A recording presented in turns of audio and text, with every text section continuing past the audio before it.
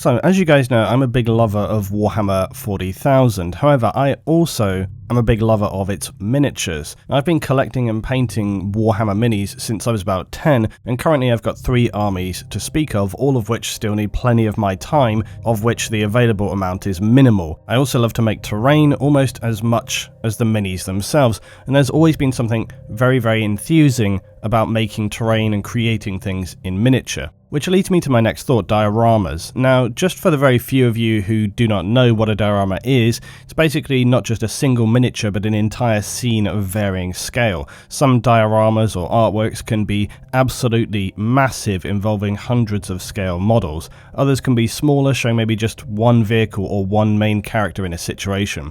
Now, much like our friend Hans Gruber, I also enjoy to make scale models because of the exactness and attention to every conceivable detail. So this week I had a thought. It might be fun to periodically take a look at some of the amazing dioramas created. There's an amazing array of work out there which often doesn't get the attention it deserves, but also want to inspire and show people just what is capable by doing things in miniature. So in essence, we would be reviewing and overviewing them, I suppose. And this needn't be a Warhammer scene, although we can cover those for sure. I'd love to also look at some historical or fictional scenes, even some submarine World War II stuff. Really epic. It would be great to take a look. Now, to that end, I want to start off with one of my all-time personal favourite dioramas, but be warned, this is an extremely disturbing and dark piece of work, and calling it simply a diorama is really too slight a description. It's an astonishing artwork by the 2 artists Jake and Dinos Chapman, and they're British artists who can create works that inspire, shock, and very regularly have a high level of discomfort for viewers. Some of their work, I'm pretty sure, will be very unsuitable for YouTube. Now, the artworks I want to discuss and show for you guys are titled Hell and Fucking Hell. Now, given that this piece in this episode will have more meaning behind it, we can talk a little bit more deeply behind that,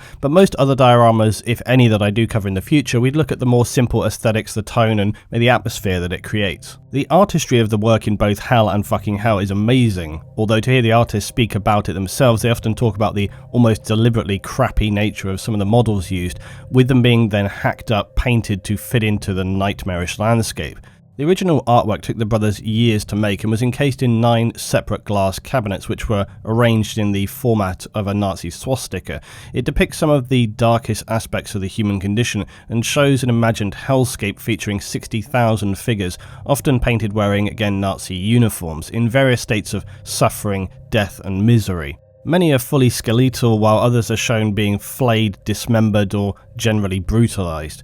Many people often, upon seeing the Nazi soldiers throughout the artwork, assume that this is a depiction that is specifically intended to speak about the Holocaust, and the artists have explained that this isn't the case. It's simply about the Nazis themselves being subjected to industrial-scale slaughter. The most immediate thing that hits you with this diorama is its scale, the scale of death, and how when seen on such a mass scale, we as humans are unable to process the magnitude of death. Even if those deaths are small toy soldiers, as you look around the artwork and peer in through the glass, you see endlessly captured snapshots of individual deaths and suffering, yet each of these individuals is lost amid a vast sea of figures, all themselves enduring equally unpleasant moments of fate. But the original piece, Hell, was destroyed by a fire with an obvious cruel twist on its theme of hell. The artists though have said that they found the entire thing hilarious, spending 2 years on such a project that they considered poorly made and then having it destroyed in 2 minutes. The first creation though would essentially become the prototype for its resurrection in the form of their next artwork, which was Fucking Hell.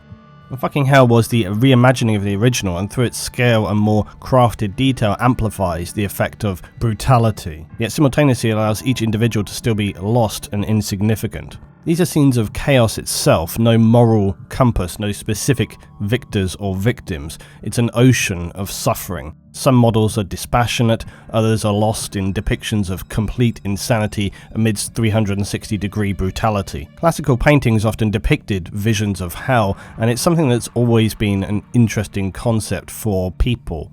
The envisaging of what could await mortals in the realms beyond. What could each person's fate be? What level of suffering would they be committed to eternally endure? What you yourself, what might you face to endure? The whole concept of describing and depicting hell, if you believe in such a thing, has a morbid and highly imaginative fascination. And just as an aside, if you're interested in those kind of concepts, looking into the origins of where the hell narrative came from, that's pretty interesting as well if you take the time to go and research it. Fucking Hell features scenes so disturbing that people viewing it are seen to be just drawn in, stunned, frozen and captured, and to this end this is where you see the power of a diorama, the creation of scenes and the exacting details to show how they are carried out. This is what captures people's imagination and awe. To see something and wonder just how did they do that? How did they create these scenes? With Fucking Hell, each scene is clearly not just about the material skill, but about also people voyeuristically engaging with those scenes, each character and each model at the smallest level. By simply viewing and just getting close, you are engaged and involved personally with the scene as you are in any diorama.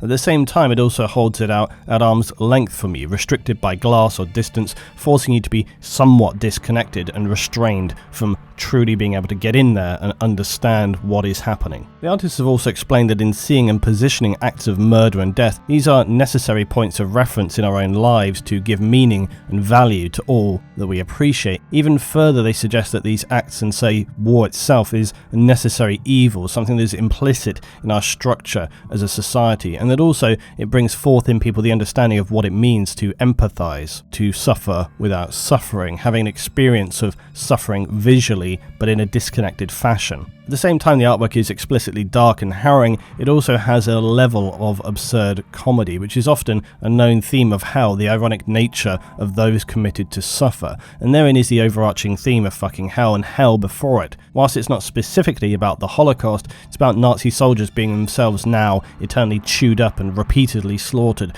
through an industrial and morally absent process. By now seeing themselves at different stages of appalling brutalization, from those who appear fully dressed and human and somewhat coherent, to skeletal forms who wear no more than a soldier's helmet, to those who are in a mentally lost and broken state of agony and complete insanity. Ultimately, like many artworks or any dioramas, it can mean whatever you want it to mean. It's a starting point of a conversation or an observation and a thoughtfulness. One of the most powerful things that I can say at the beginning of this series, if it becomes a series, is that a diorama is not like other art forms. In fact, miniatures themselves are not like other art forms. There's a beauty in the miniaturization of reality, and also the literal ability of the viewer to be able to investigate, to see it from all angles, to move around the scene, peer in as you move, to get a continually changing perspective. Hell and Fucking Hell enable this while displaying an extreme darkness of the human spirit, where sadistic violence and cruelty, a natural disgust and abhorrence of the scenes, but also potentially a sense of